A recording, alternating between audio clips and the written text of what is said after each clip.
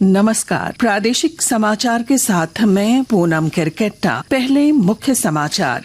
Supreme court का ED के money laundering act को लेकर अहम फैसला। आरोपी को कोर्ट में पेश होने के बाद मनी लॉन्ड्रिंग एक्ट के तहत जमानत की दोहरी शर्त पूरी करने की जरूरत नहीं। पीएमएलए कोर्ट ने ग्रामीण विकास मंत्री आलमगीर आलम को 6 दिनों के लिए ईडी की रिमांड पर भेजा। भारतीय जनता पार्टी के वरिष्ठ नेता और केंद्रीय गृह मंत्री अमित शाह 17 और 18 मई को झारखंड के चुनावी दौरे पर। मुख्यमंत्री चंपाई सोरेन आज करेंगे जमशेदपुर में चुनाव प्रचार।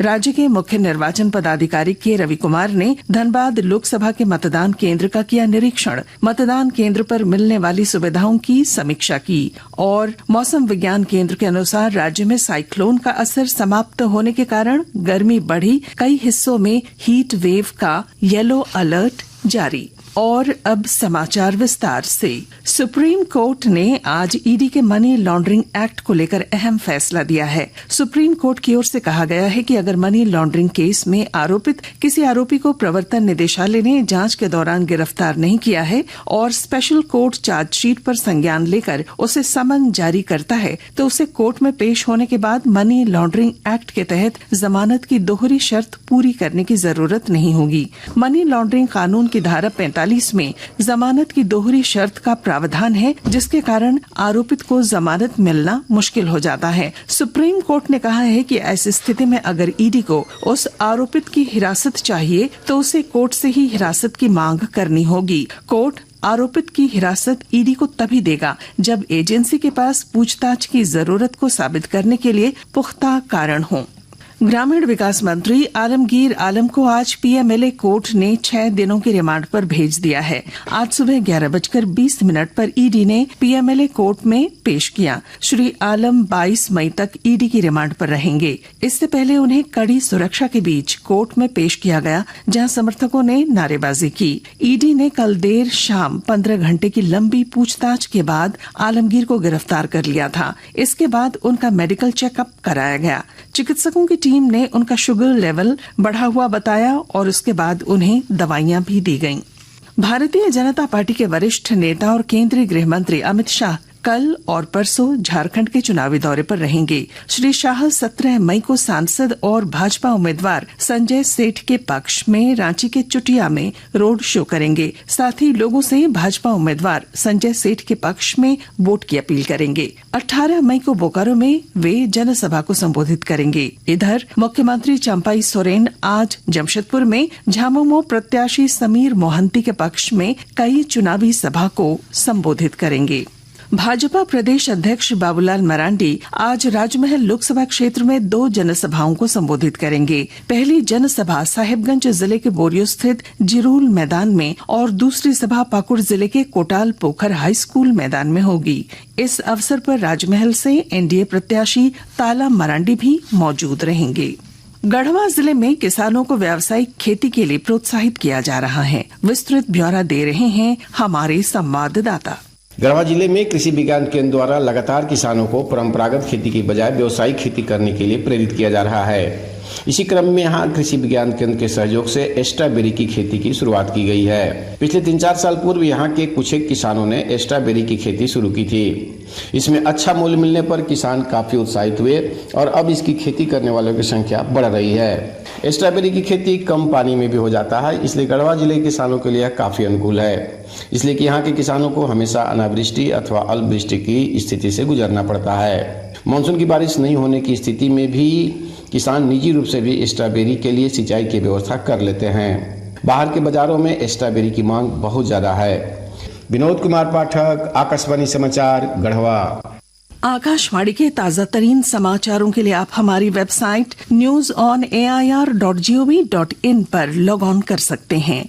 ताजा समाचार X handle @AIR news alerts और Facebook page All India Radio News पर भी उपलब्ध है। आप प्रादेशिक समाचार एकांश के एक्स हैंडल @AIR न्यूज _ और फेसबुक, इंस्टाग्राम पेज तथा YouTube channel AIR news Ranchi पर भी हमारे बुलेटिन सुन सकते हैं। प्रादेशिक समाचार आप आकाशवाणी रांची से सुन रहे हैं। राज्य के मुख्य निर्वाचन पदाधिकारी के रवि कुमार ने धनबाद लोकसभा क्षेत्र में मतदान की स्थितियों को लेकर बोकारो का दौरा किया है। बोकारो स्टील सिटी के चिन्मया विद्यालय स्थित मतदान केंद्र का दौरा कर उन्होंने भौतिक निरीक्षण किया। इस क्रम में के रवि कुमार ने मतदान को लेकर अधिकारियों को कई निर्देश दिए। इसके साथ ही मतदान केंद्रों पर मतदाताओं को मिलने वाली सुविधाओं को लेकर भी अधिकारियों के साथ उन्होंने चर्चा की।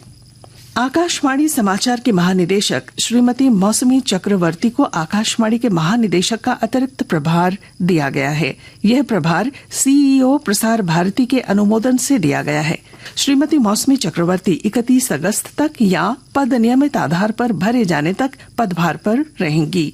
वित्तीय और प्रशासनिक शक्तियों के प्रत्यायोजन के अनुसार श्रीमती चक्रवर्ती आकाशवाणी के महानिदेशक की सभी शक्तियों का प्रयोग करेंगी। स्नातक पाठ्यक्रमों के लिए साझा विश्वविद्यालय प्रवेश परीक्षा CUET UG 2024 में पहले दिन कल 75% से अधिक आवेदकों ने भाग लिया। राष्ट्रीय परीक्षा एजेंसी NTA के अनुसार परीक्षा देश और विदेश के सभी निर्धारित स्थानों पर सुचारू रूप से संचालित की गई। इस वर्ष परीक्षा के पहले दिन 379 शहरों में 157 केंद्रों पर कुल 11,40,000 आवेदकों को भाग लेना था। CUET UG देश भर में केंद्रीय विश्वविद्यालयों तथा राज्य विश्वविद्यालयों, डीम्ड और निजी विश्वविद्यालयों में प्रवेश के लिए छात्रों को एक ही परीक्षा में भाग लेने का अवसर देती है। NTPC कर्णपुरा के परियोजना प्रमुख अजय कुमार शुक्ल और कर्मचारियों की ओर से स्वच्छता पखवाड़ा 2024 का आयोजन किया गया। 16 मई से 31 मई तक चलने वाले 15 दिनों के पखवाड़े में कई प्रभावशाली गतिविधियां आयोजित की गईं। इनमें आसपास के स्कूलों, आंगनबाड़ियों, कार्यालयों और टाउनशिप में सफाई अभियान, सब्जी मंडी में भी सफाई अभियान शामिल है। साथ ही सार्वजनिक स्थानों पर कूड़ादान लगाने का कार्य किया जाएगा ताकि स्वच्छता को बढ़ावा दिया जा सके। झारखंड हाईकोर्ट के अधिवक्ता आज झारखंड हड़ताल समाप्त कर अपने कामकाज पर लौट आए हैं। बुधवार को जिस अधिवक्ता के खिलाफ एक्शन लिया गया था उसे डबल बेंच से राहत मिल गई है। गुरुवार को हाईकोर्ट एडवोकेट एसोसिएशन की बैठक हुई जिसमें निर्णय लिया गया कि मामले के निपटारे के बाद पहले की तरह सभी अधिवक्ता न्यायालय में उपस्थित होंगे। हाईकोर्ट एडवोकेट एसोसिएशन की अध्यक्ष ऋतु कुमार और महासचिव नवीन कुमार के संयुक्त हस्ताक्षर से पत्र जारी कर बैठक में लिए गए निर्णय की जानकारी हाईकोर्ट के अधिवक्ताओं को भी दे दी गई है। राष्ट्रपति द्रौपदी मुर्मू ने सिक्किम के स्थापना दिवस पर लोगों को बधाई दी है। एक सोशल मीडिया पोस्ट में उन्होंने कहा कि सिक्किम को प्राकृतिक सौंदर्य का वरदान मिला है। इधर प्रधानमंत्री नरेंद्र मोदी ने भी सिक्किम के स्थापना दिवस पर लोगों को बधाई दी। मौसम विज्ञान केंद्र के अनुसार राज्य में साइक्लोन का असर खत्म हो गया है। इस वजह से राज्य में बारिश के आसार नहीं हैं। इस दौरान सरायकेला खरसावां, पूर्वी सिंहभूम और पश्चिमी सिंहभूम के साथ साथ संताल परगना के कुछ इलाकों में हीट वेव चलने की संभावना है। इसे लेकर येलो अलर्ट जारी किया गया है। राजधानी रांची के उच्चतम और न्यूनतम तापमान में भी धीरे धीरे वृद्धि होगी। और अब बुलेटिन के आखिर में मुख्य समाचार एक बार फिर। सुप्रीम कोर्ट का ईडी के मनी लॉन्ड्रिंग एक्ट को लेकर अहम फैसला। आरोपी को कोर्ट में पेश होने के बाद मनी लॉन्ड्रिंग एक्ट के तहत जमानत की दोहरी शर्त पूरी करने की जरूरत नहीं। पीएमएलए कोर्ट ने ग्रामीण विकास मंत्री आलमगीर आलम को 6 दिनों के लिए ईडी की रिमांड पर भेजा। भारतीय जनता पार्टी के वरिष्ठ नेता और केंद्रीय गृह मंत्री अमित शाह 17 और 18 मई को झारखंड के चुनावी दौरे पर। मुख्यमंत्री चंपाई सोरेन आज करेंगे जमशेदपुर में चुनाव प्रचार।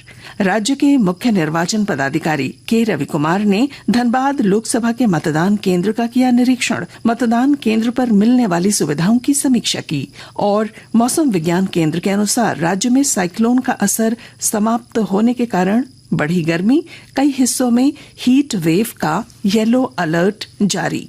और इसके साथ ही आकाशवाणी रांची से प्रादेशिक समाचार का ये बुलेटिन समाप्त हुआ। नमस्कार।